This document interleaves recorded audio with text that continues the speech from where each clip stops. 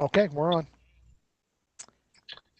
Okay, good evening, folks, and welcome to our late July meeting. And I guess we'll get the show going. Okay, good evening and welcome to the regular meeting of the Council of the City of Long Beach, held July 21st, 2020 at 7 p.m. We'll have a roll call. Councilmember Delory, Present. Councilmember Mandel, Present. Councilmember Treston, Here. Vice President McGinnis, Present. President Bendo. Present. Let the record indicate the presence of City Manager Donna Gaden and Corporation Counsel Simone Freeman. Will now have a salute to the flag. Would our new acting police commissioner please lead us in the pledge? Sir, I will. I pledge allegiance to the flag of the United States of The America United States of America. and to the republic for which it stands, It stands one nation, on God, God, indivisible, indivisible, liberty, with liberty and justice for all.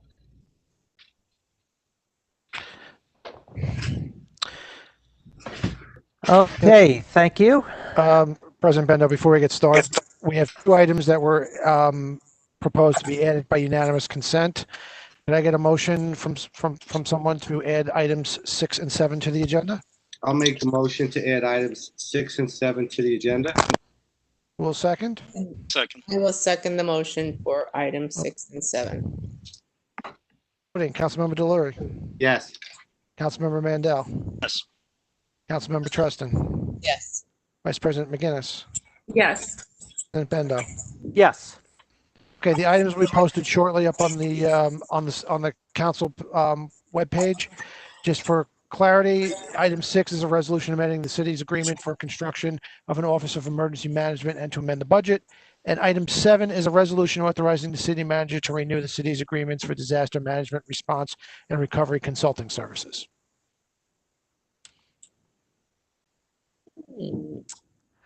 Okay, with that, I guess we'll go to the city manager's report. Good evening, all. Thank you very much. We have been really busy working on the beach policies, procedures, checking the beach and checking the boardwalk. So what I'd like is Commissioner Ragona to speak first, and then right after him will be Joe Brand, Commissioner Joe Brand. Thank you, Donna. Good evening, everybody, and thank you for having me here tonight to speak a little about some changes and some modifications which are going to be occurring shortly. There are two major changes that we have going on, and I'll address them separately and explain the reasoning behind it. Firstly, let me talk a little bit about the sale of non-resident daily beach passes. Several weeks back, we had talked about it and came up with a plan to begin selling non-resident daily beach passes in a limited amount of areas. We're of the mindset that the center of town was traditionally out-of-towners coming in, and so we would limit the sale of non-resident daily beach passes from Laurelton to Long Beach Boulevard, those 6 beaches. What we've come to see is that they are reaching capacity early, and it's becoming a bit of an issue. With that, certainly on the weekends more than the weekdays, we felt we were turning away our residents from those beaches because they were capacity, and it was an issue with simply socially distancing those that were on the beaches between Laurelton and Long Beach Boulevard. With that being said, effective this Friday, the 24th of July, non-resident daily beach passes will no longer be sold on Friday, Saturday, and Sunday, which are the times and the days that we have traditionally become saturated with train crowds, non-residents, and the beaches have reached capacity very early and have become a bit of a safety issue. Monday through Thursday, the non-residents will still be able to purchase their daily passes in those locations, in those limited locations still between Laurelton and Long Beach Boulevard. We have to think of safety, and we have to think of our residents, which obviously is an important matter. The second issue, and the second modification that we've made to some long-standing practices and ordinances in Long Beach are the hours of Beach Park. We've allowed Beach Park to stay open from 5 a.m. to 11 p.m. It's been in our code of ordinances. It's been in our municipal code.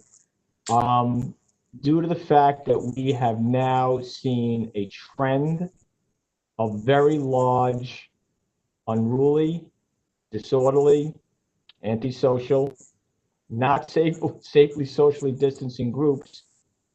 Certainly, we've all heard about this Saturday when it really came to a head with 800, 900 young adults, men and women, coming to the beach, drinking, fighting, smoking marijuana, absolutely not safely socially distancing, and it occurs at the night in the evening hours. They've come down to our beach in the center of town traditionally, and created chaos, and we've all seen what happened this last Saturday. In response to that, we felt it was the safest thing to do is to close the beach, not the boardwalk first, but the beach at 8 p.m. It's going to be a big task, but we can do it. At 8 p.m., we'll shut down the beach itself, and we'll do it with police officers. I will be assigning, and I have been assigning, 7 nights a week. I have regular police officers on the beach now. They are augmented by our special police officers. We're also augmented by our beach maintenance and our lifeguards along the beach.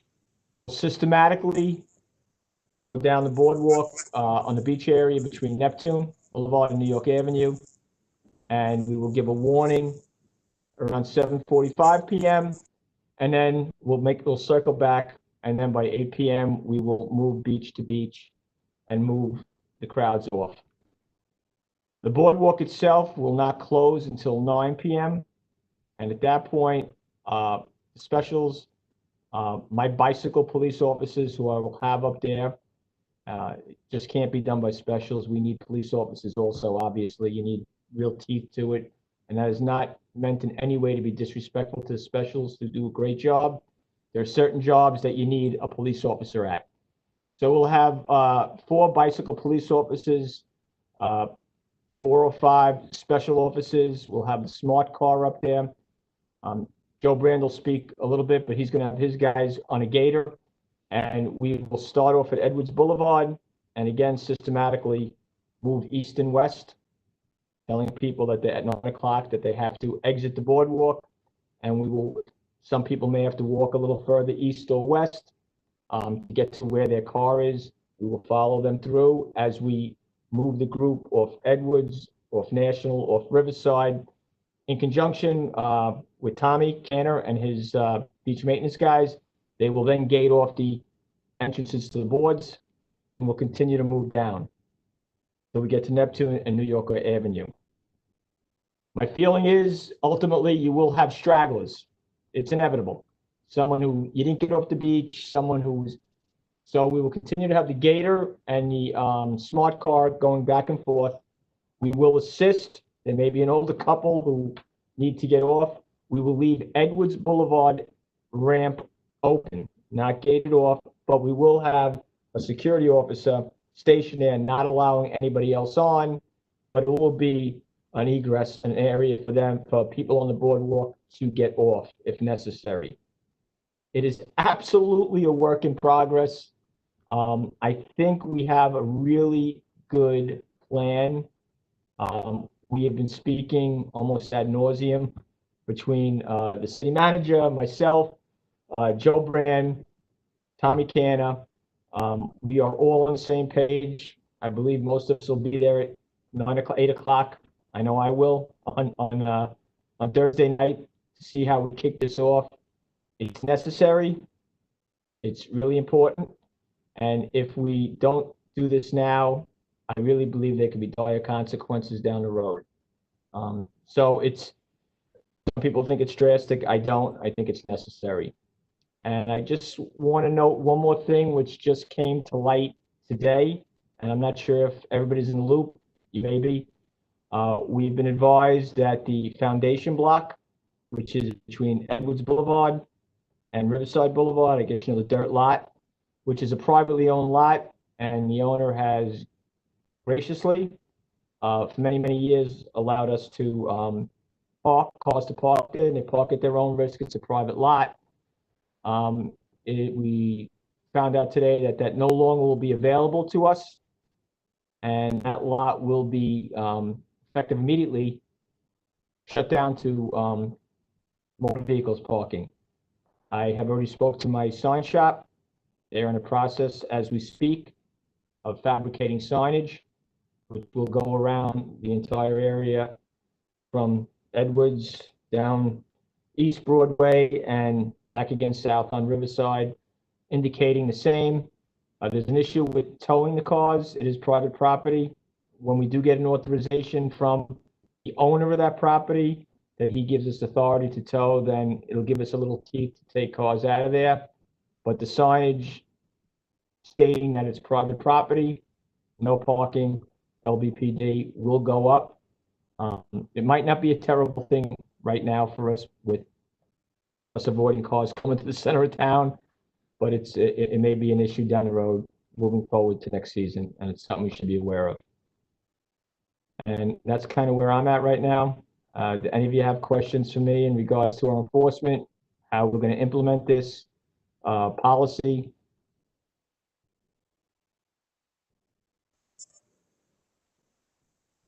Yes, no? Hi, this is Liz. I just wanted to thank you and everyone at the department for your extremely professional and hard work over the weekend and the days that you have taken over this position. That's very gracious, Liz. Thank you. It's truly, I know this may sound corny. I've worked here 34 years. It's my honor and my pleasure, and I am proud to be able to lead the department during these times and the trying times. And it's certainly no time for on-the-job training here. So I believe the institutional knowledge is important, and I'm very proud of the officers and specials in the whole department. And thank you for your kind words.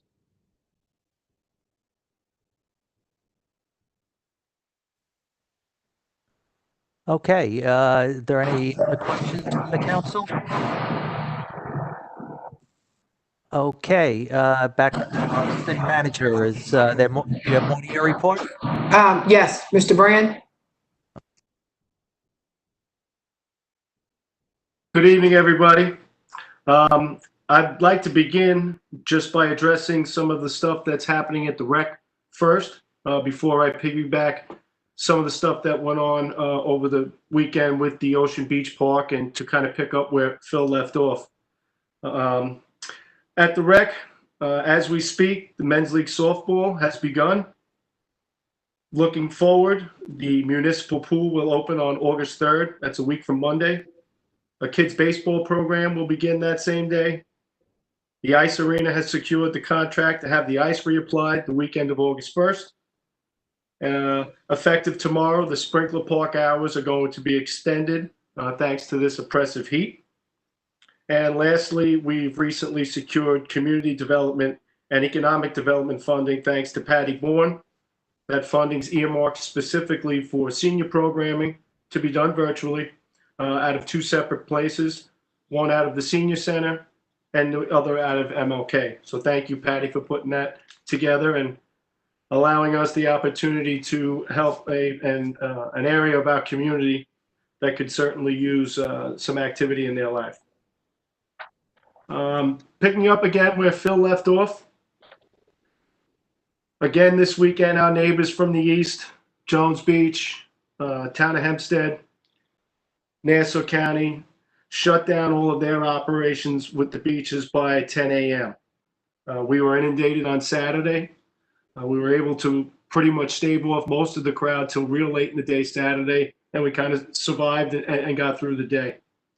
Sunday, we weren't quite as lucky. The crowds arrived much earlier, arrived much heavier, and when it was decided upon by police personnel, beach park personnel, and lifeguard personnel that it was time to shut the beaches down in the center of town. It was about 1 p.m. We made the decision to shut it down, and the only mechanism that we have in place is to just stop selling passes. We got on the end of lines, instructed the people that were coming up that passes were no longer to be sold after this point. It didn't work out that great. The crowd arriving late in the day, as Phil alluded to earlier, was unruly. Most had ill intentions, and several of our entrances in the center of town had to be safeguarded by our police department. So, moving forward, the city was very upfront and clear with our plans to open the beaches earlier this season. If there was a problem with people playing by the rules or we needed to revisit crowding and compliance issue, there was always going to be the possibility that we would again restrict access to residents only. So as Phil just said, effective this Friday, residents may purchase beach passes between the hours of 9 a.m. and 4 p.m. 7 days a week only at the trailer located at 300 West Broadway on the corner of Laurelton Boulevard.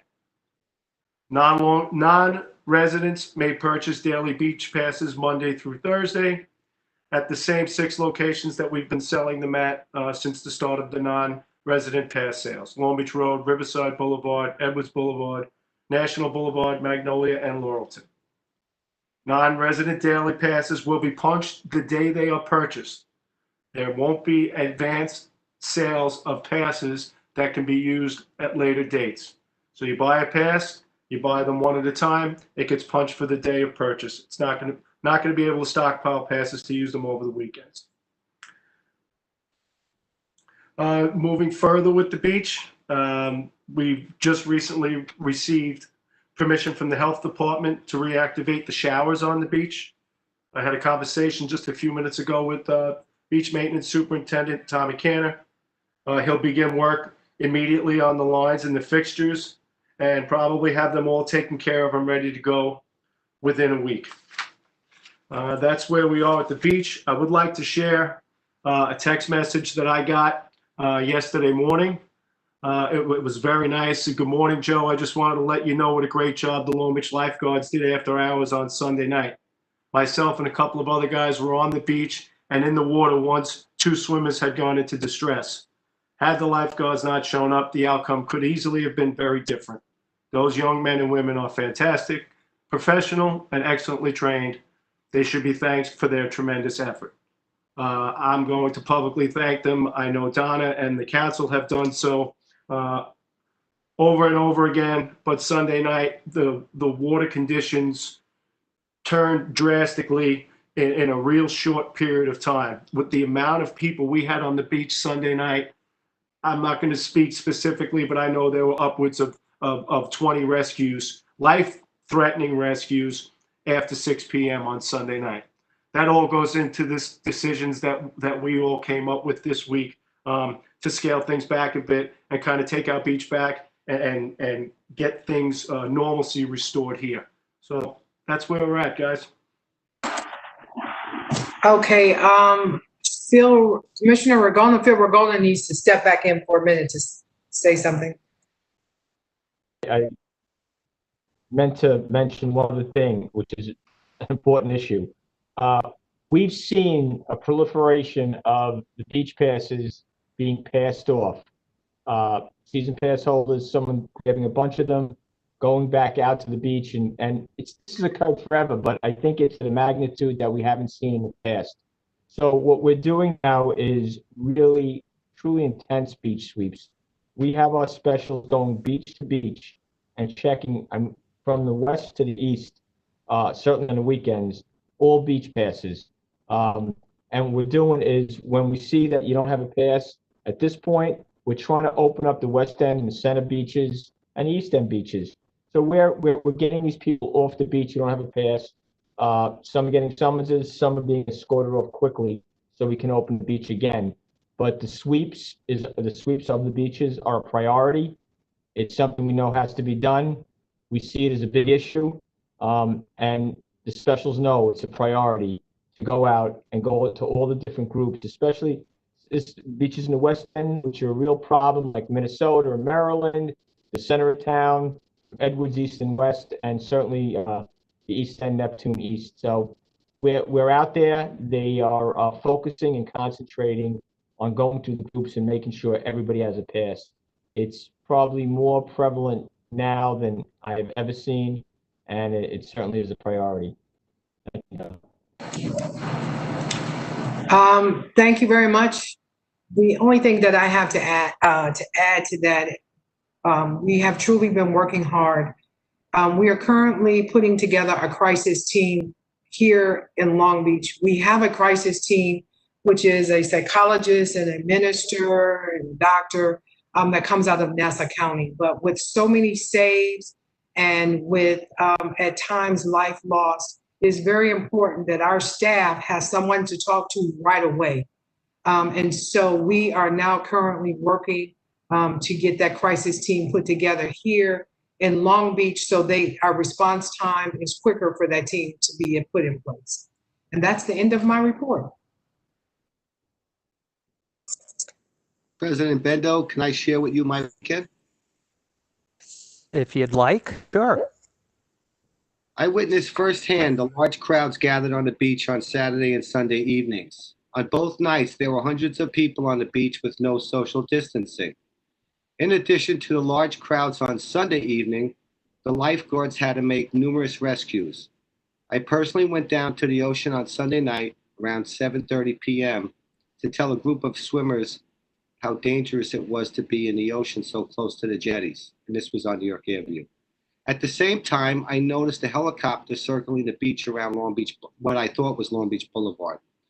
When I arrived at Long Beach Road, there were multiple rescues going on. City Manager Donna Gaden was on the scene in a vehicle with Chief Gillespie.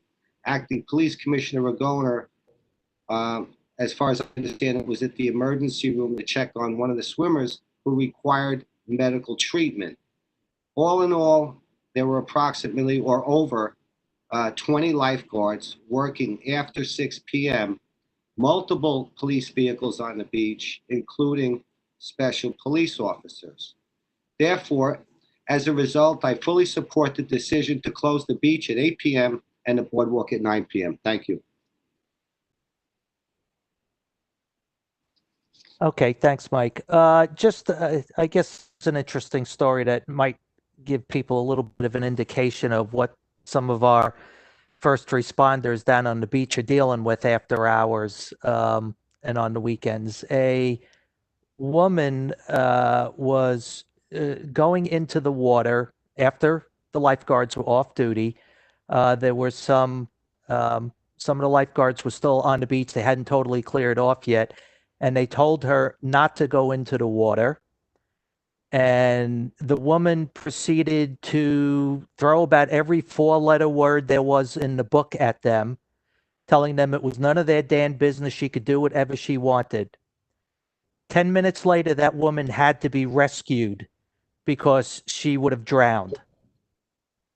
So that's what these people are dealing with. And it's time to bring some semblance of order back. Just I get it. People are slap happy. They've been cooped up. Everybody's tired of the coronavirus stuff, but it's been getting a little out of hand. So with that, Donna, do we have any other reports we need to get, or? No, not tonight. Okay, so with that, I guess we can move on to the agenda. Okay, item 1 is approval of minutes from prior meeting of July 8th, 2020. Item 2 is a resolution adopting the city fund balance policy. Okay, city manager, anybody going to speak on that? Or? Ina's on the call. Sure. Good evening. I would like to answer any questions that you might have on the policy, the fund balance policy and the investment policy.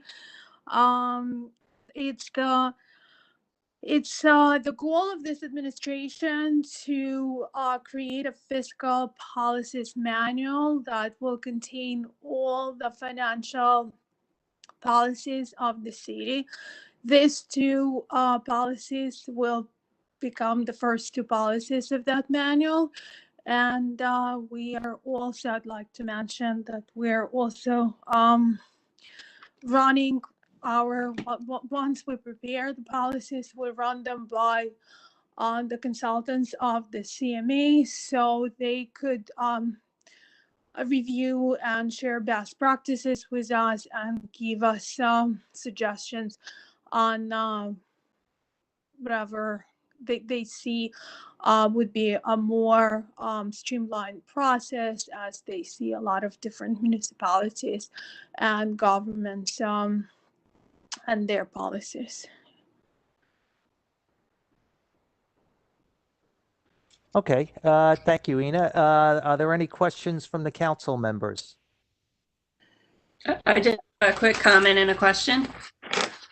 Ina, I'd like to thank you for putting this together. This is this and the investment policy is a great start of something that should have been done a long time ago. I'd like to, I'd like to make sure that, if possible, these policies could be put on the website somehow, the city website. They are all of our policies. Once you update them and on them, they will be put on the website. Great. And then I noticed bullet 5 on the replenishment. I just asked that you, it talks about the unassigned fund balance falling below a certain level and how we have to try to keep it, get it higher each year. So I hold you responsible to make sure you keep us to our word to follow that policy and to build that fund balance again so it doesn't disappear. And that on the last point, it says that it will be reviewed on an annual basis by the city council. I'd like to sort of memorialize that be in a January or a July meeting so that we can actually have some impact on making sure that we build up the fund balance again. Is that possible? Absolutely. We'll make sure that it's on the calendar for next July, along with any other policies that will be implemented and will need an annual review. Great, thank you. Sure. City Controller Resnick, this is Mike Delory. Hi, Mike. Hi, how are you? Thank you for all your hard work. I'm just Thank going to you. read in the fund balance that it just says, both the Office of the New York State Controller and the Government Finance Officers Association recommend that local governments establish a policy to maintain reasonable levels of unexpended, funds and so on and so forth. And this policy would be generally applied to all of the funds, such as like the water and sewer as well. Yes, general water and sewer, all operating funds. Okay, thank you. Sure. Okay, so this is just the latest step that's being taken to get the house in order and get things back operating smoothly and in a more transparent manner. So, hearing no further questions, did we get from the council? Did we get any questions from the public on this? Yes, we got one question from Roy Lester. On item number 2, you're I presume that's adopting a city fund balance policy with no numbers, no historical perspective, no percentages other than having to do with the unassigned fund balance, and basically a complete lack of transparency with regards to the amount in these funds now and historically and how they relate to our budget. Prior to voting, I think it's necessary that those numbers be disclosed to the public. I have the response from Ina when I reached out to her earlier today, so I'll read that off. And if she wants to add anything to it, she can feel free. With regard to adopting a fund balance with no numbers, the policy that's being discussed tonight recommends a level of unassigned fund balance of 5% of the normal prior year expenditures made from its general water and sewer funds. The number is obviously going to change from year to year based on the changed prior year expenditures made from those funds. However, the policy will remain applicable and universal from year to year since it's expressed as a percentage. It's really 5 years of the prior, 5% of 5 years of the 5% of the prior year's expenditure is how it is. With respect to no historical perspective, this is a policy and it's based on best practices and national standards by bodies that set them, and is always expressed as a percentage of the prior year's expenditures. So the historical perspective, we're not really sure how that applies. Lack of transparency with the amount of the funds, historically how low they are relative to our budget prior to the vote. The fund balance, I think it's been discussed extensively, especially through the budget process, but it's also, since we are just taking a percentage of prior year's expenditure, just take 5% of what the audited financials are from the prior year and you have your numbers. So it's just a simple calculation, and those numbers are readily available. I don't know if Ina wants to add anything to that. I do. Also, the audited financials are on the website.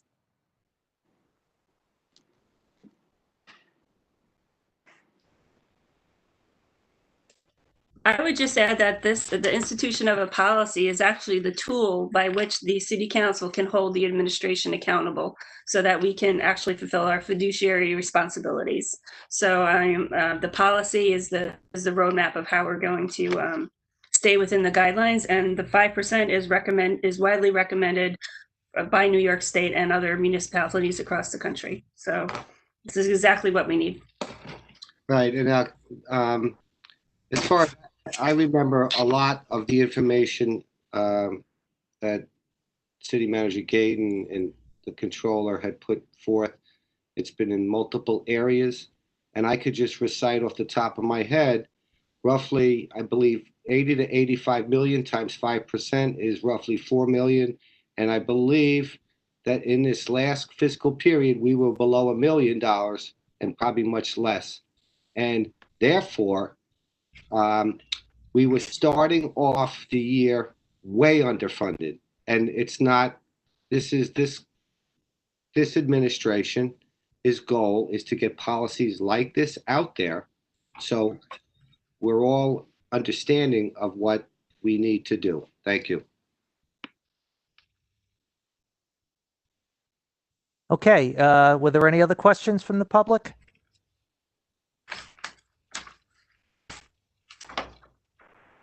Mr. McNally, any more questions from the public, or was that it? Sorry, I was reading something. That's it.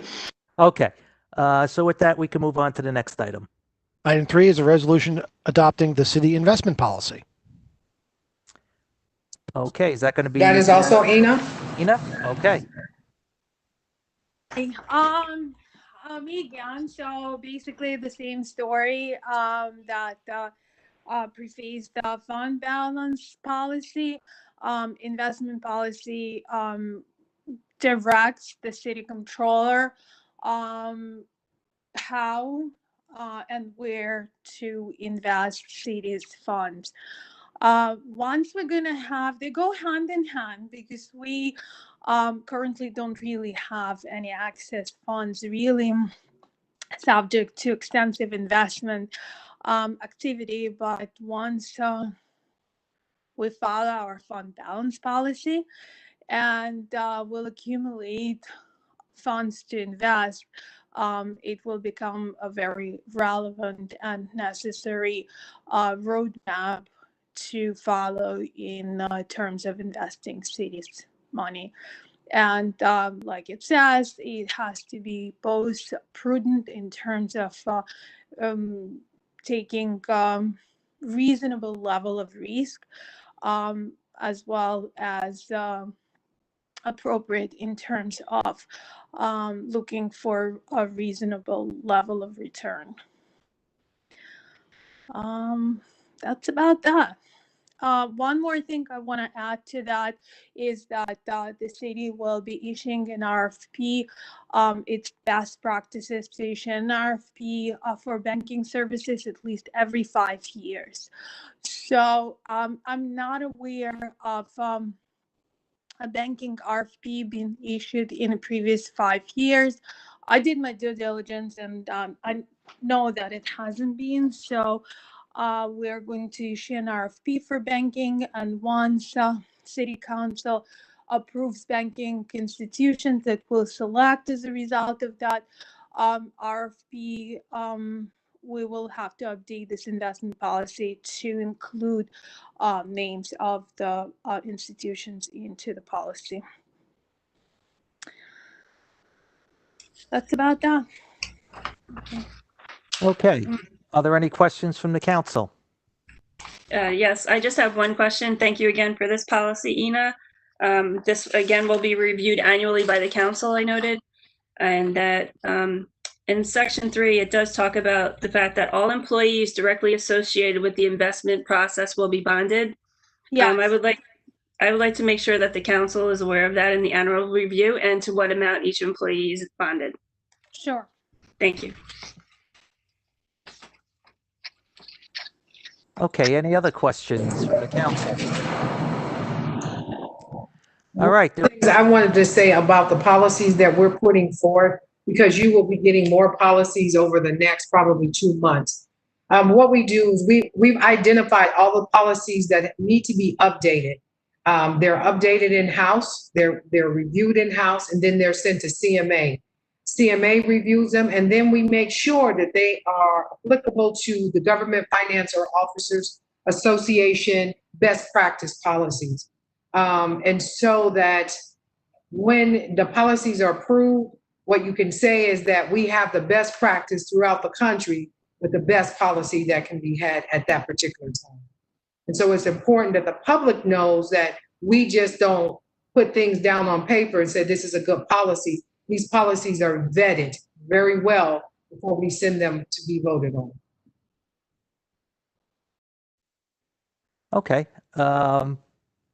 Hearing no other questions from the council, did we get any questions from the public? We got one question from Mr. Lester again. So on number 3, you have stated that you're revising and updating the city's investment policy currently in effect, and you have given no information on what the policy currently is in effect and how you are now changing it or the reasons for why it's being changed. Please state those reasons and the changes prior to voting on this. So Ina gave a little bit of an answer. I don't know if she'll want to expound upon it again. It's stated in the body of the original policy, which was last revised in 2015, that on an annual basis, the city shall review the investment policy and shall approve policy revisions, if any, by formal resolution. So that's why it's here. I don't know if she wants to talk a little bit about, the changes that were made or not. Sure. So basically there is no, our policies, as Donna just mentioned, they have to follow general municipal law and whatever standard the governing accounting bodies set for the government. So unless there is a major change in those governing documents and laws, we are not going to see a major change in the investment policy, in something like investment policy. So the kind of and type of securities that are prescribed, that we can, as a government, engage in investing in is not something that we actually come up with. It's something those classes of securities, it's something that's allowed to us by law. So, and like I mentioned in my previous in my written answer to John, this is a policy like that. An investment policy has to be reviewed every year, and exactly for that reason, that it has to follow the law. So we basically make sure that if there are any changes in the law that affect the change in the policy, it will be presented in a new revised version. There was no drastic changes in the law, so while we made the changes, and you will see the most major one you will see is the one that talks about the institutions with which the city is allowed to deal with, and that's what when I talked about the RFP and the banking services that will be selected in the next couple of months. That's done. Okay, thank you. Were there any other questions from the public, or was that it? No further questions. Okay, let's move on to the next agenda item. Item 4 is a resolution authorizing the city manager to accept a charitable donation and to amend the budget. Okay. All right, this is a donation from Amy Innerfield and her family. And the donation is $5,810, and it is to purchase 2 beach wheelchairs for the city. And what we're asking is that the council vote for us to accept the donation. We will order the beach chairs, and I believe one of the beach chairs has been asked to be put at Neptune because they're in honor of their mother. And that is the beach that she enjoyed going to. And if Neptune is not correct, I will correct it, but I think they said it was the beach, it was Neptune that she liked to go to. Okay. Any questions from the council? I just have a quick one. First, this is very good. No problems with this, but do we know offhand how many beach chairs we already have that are currently used? I don't know the exact number. I'll find that out for you. I know there's at least 2 or 3 because I've seen them on the beach. And all you have to do is just call ahead, and the staff will meet the person at the boardwalk, not the boardwalk, I'm sorry, at the ramp to bring them on down. Thank you.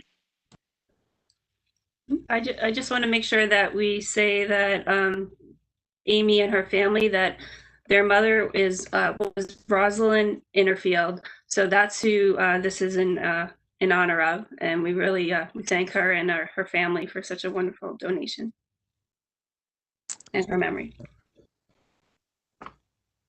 Any other comments or questions?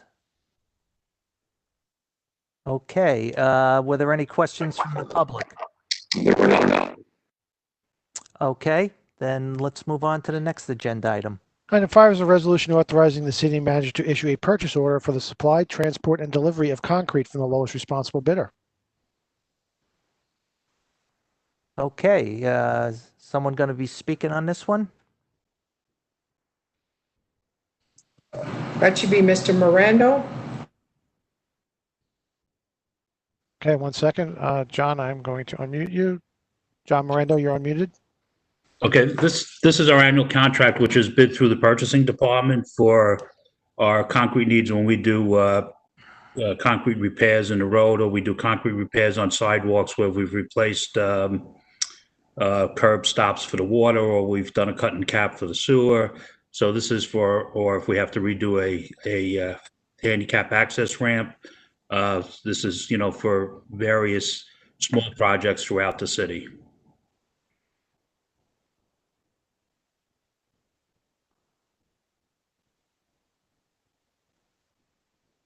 Did you get that, Dave? Yeah. Okay.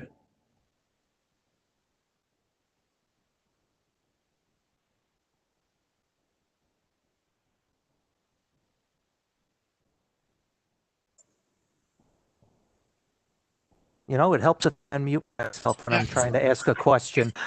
John, the fees that are in this proposal, are they comparable to what we're currently paying? I believe so. I have not seen it because this was, like I said, this is a purchasing document. They send it down to us before they send it out. We just review it in terms of the items we need, but I had not seen it yet with the prices, but I believe they're within line. Okay. All right. Any other questions from the council? Did we get any questions from the public? No questions. Okay. Then we can move on to item 6. Item 6 has been added by unanimous consent, and item 6 is a resolution amending the city's agreement for construction of an Office of Emergency Management and to amend the budget. And just a note that both of these items have been put up on the website for people if they want to see the items.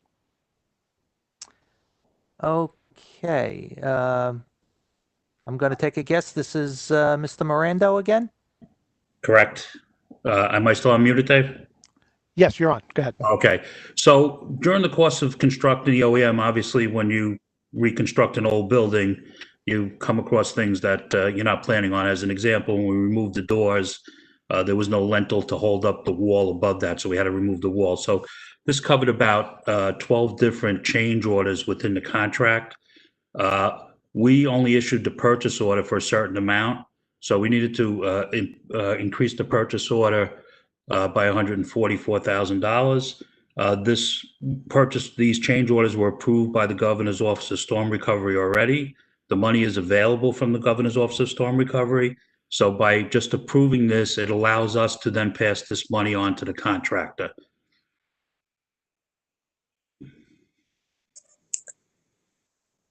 Okay.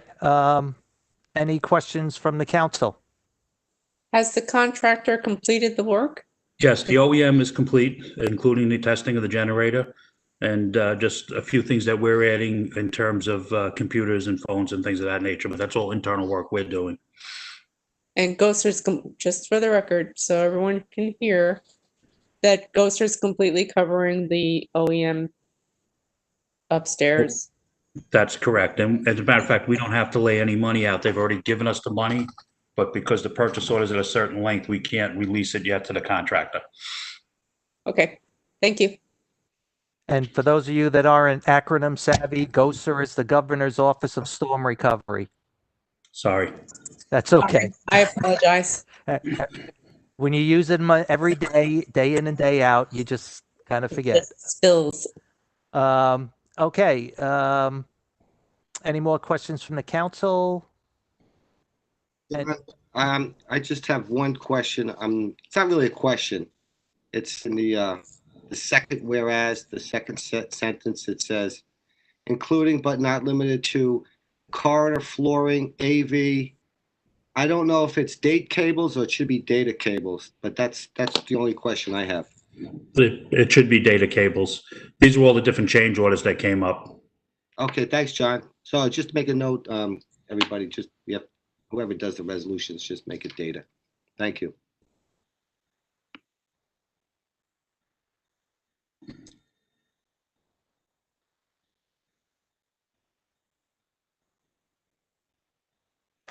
You're still on mute, Councilman. Yeah, gotta keep doing that. So I guess we didn't get any public questions since this was added by unanimous consent. So let's move on to item 7. Item 7 was also added by unanimous consent, and it is a resolution authorizing the city manager to renew the city's agreements for disaster management response and recovery consulting services. And I'm going to guess this is John again. Correct. So over 2 years ago, we have 11, as I reviewed the other night at the work session, we have 11 hazard mitigation projects that are being funded by FEMA. So a little over 2 years ago, we issued an RFP and we awarded to 3 different engineering firms, 3 engineering consulting firms, the work to split up based on the areas of their expertise. And that was Cameron Engineering, LK McLean, and DeVerca and Bartolucci.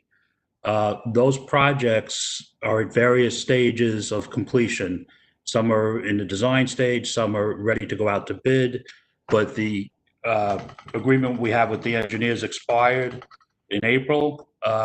So what we need to do is extend those contracts. It doesn't make any sense to do another RFP and go out for engineers because you wouldn't want to, they'd have to go back to square one and start over these projects. So I had mentioned this the other night that we would be presenting this for approval so that we can continue to work. These projects take a little longer to do. Just to give you an example, we had a $1 million hazard mitigation project for the first floor of City Hall. We had the plans all done, and then the State Office of Historic Preservation came out with a mandate saying that this building was of historical significance and we needed to do a report for SHPO. And so we had to have the consultant do that report before we could move on with the final design. And based on that report, we're waiting to hear from SHPO now changes we have to make to the original design. So it's the kind of things that go back and forth, and there's a lot of back and forth with FEMA and also with the Department of Homeland Security on these projects. So they're taking longer to get done than we anticipated when we first awarded these contracts to these 3 firms. So we think it's in the best interest of the city to just extend those contracts at this point so that we don't lose more time. Okay, and if these are projects that are being funded by FEMA or whoever, does the renewal usually get picked up, the cost as part of the project? Correct. Yes, they pay for all the engineering costs. And in addition to that, as I mentioned the other night, they also pay for our staff's costs when we're involved with these various projects, any hours we spend on it. Okay. Any other questions from the council? Okay, hearing none, I guess we could move on to the voting. Okay, on to the voting. Start of the calendar. Item 1 is approval of minutes from prior meeting, July 8th, 2020. Who will make a motion to approve? I will. Second. I will. Voting. Whoops. Councilmember Delury. Yes. Councilmember Mandel. Yes. Councilmember Treston. Yes. President McGinnis. Yes. President Bendo. Yes. Item 2 is a resolution adopting the city fund balance policy. Who would you to move the adoption of this item? I will. Second. I will.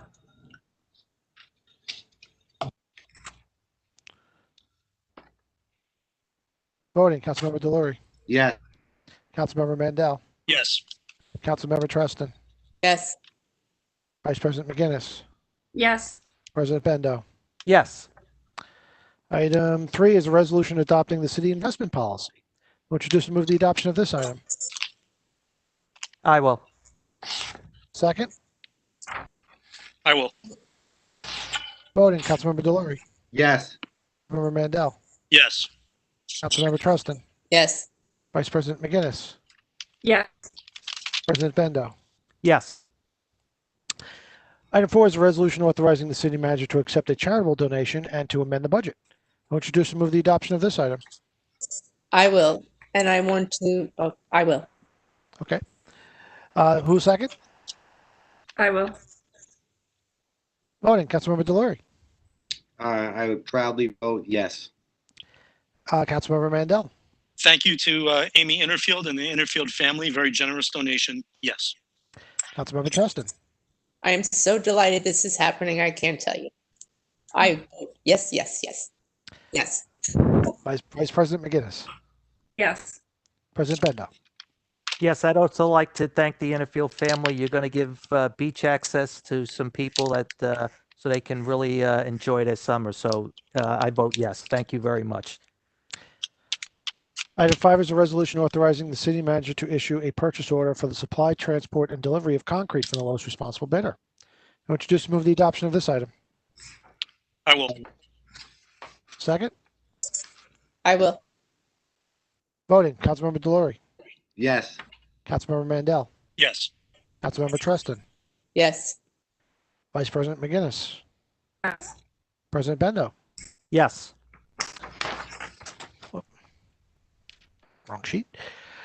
Item 6 is a resolution amending the city's agreement for the construction of an Office of Emergency Management and to amend the budget. Would you just move the adoption of this item? I will. Second. I will. Liz. Okay. Voting. Councilmember Delury. Yes. Councilmember Mandel. Yes. Councilmember Treston. Yes. Vice President McGinnis. Yes. President Bendo. Yes. And finally, item 7 is a resolution authorizing the city manager to renew the city's agreements for disaster management response and recovery consulting services. Who introduced and move the adoption of this item? I will. Second. I will. Voting. Councilmember Delury. Yes. Councilmember Mandel. Yes. Councilmember Treston. Yes. Vice McGinnis. Yes. President Bendo. Yes. Okay. Who will make a motion to close the meeting? Don't close yet. Okay. I have the answer to the question about the chairs. There are currently 7 wheelchairs available to be used on the beach. Excuse me. We will put on the website exactly where those chairs are, the procedure to get the chairs, and also where all the Moby mats are. Also, I just got a text message. The comfort station at Neptune Boulevard goes in tomorrow by crane. So the road and boardwalk closures will take place early in the morning. That's all I have. Thank you. You're welcome. Okay. Thank you. That's about as live update as it gets. Thank you, Donna. Phil has an update? Unmute, Phil. Bill, go ahead. There you go. I'm muted. Sorry, I'm not technologically good. I'm sorry, just really quickly, one last thing. It just popped into my mind and I failed to say it. With everything we're doing, I just want to give an extra special thanks out to our auxiliary police officers. Yeah. They are there every weekend on their own time. They are going to be an intricate part of the beach closures. They volunteer to do this. I can't tell you what high esteem I hold them in and how hard and how diligent they work for zero pay just because they care about our city. So it popped into my mind. I failed to mention them, and that was terrible on my part. The auxiliary police are terrific. They do a great job under Commissioner Dennis Verzi, Captain Mike Spa, and without them, a lot of things don't get done. And they volunteer. They do this because they care, not for any other reason. So I want everybody to recognize and know our auxiliary police are absolutely the best. So, thank you. Thank you. Thank you. Thank you. Thanks for that. Okay. Okay. I guess now on to good and welfare. We have to close. Wait, so I haven't done a motion to Sorry. close. Sorry. Yeah. Yep. We'll make a motion to close the meeting. I will. Second. I will. Voting, Councilmember Delory, Yes. Councilmember Mandel, Yes. Councilmember Treston, Yes. Vice President McGinnis, Yes. President Bendo. Yes. Okay, Okay. Now, I'm assuming we got good and welfare. Yes, questions and responses to the July 7th meeting are posted on the website. This week we got a large number of questions, mostly related to the boardwalk and the beach. We are hopeful that most of those questions were answered with the presentations from Commissioners Orgona and Brand, but we still will respond to each of the questions and post them up on the website as per usual. I will list off the names of the people that have submitted questions, just so everybody feels heard and knows that they were counted and will be responded to. And this is a rather lengthy list, and I will apologize in advance for the number of names that I am about to butcher.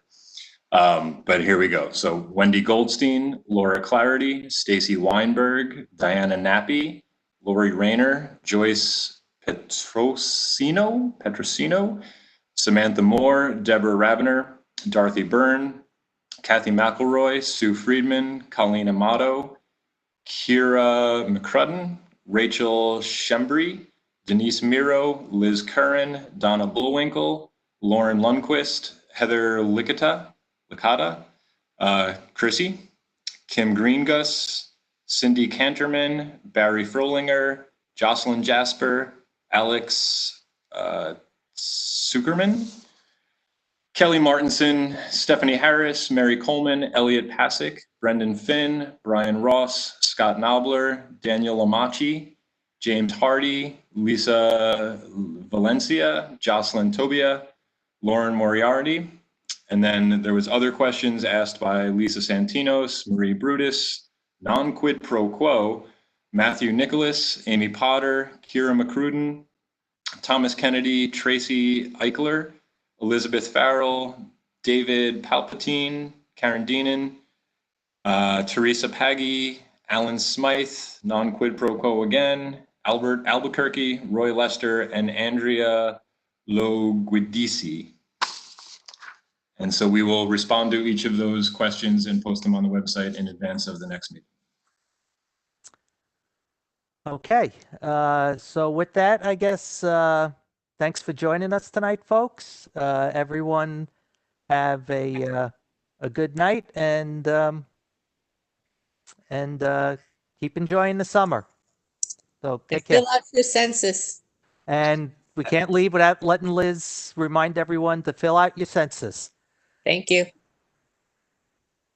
Okay, and everyone have a good night. Well, good night. Good night. Safe.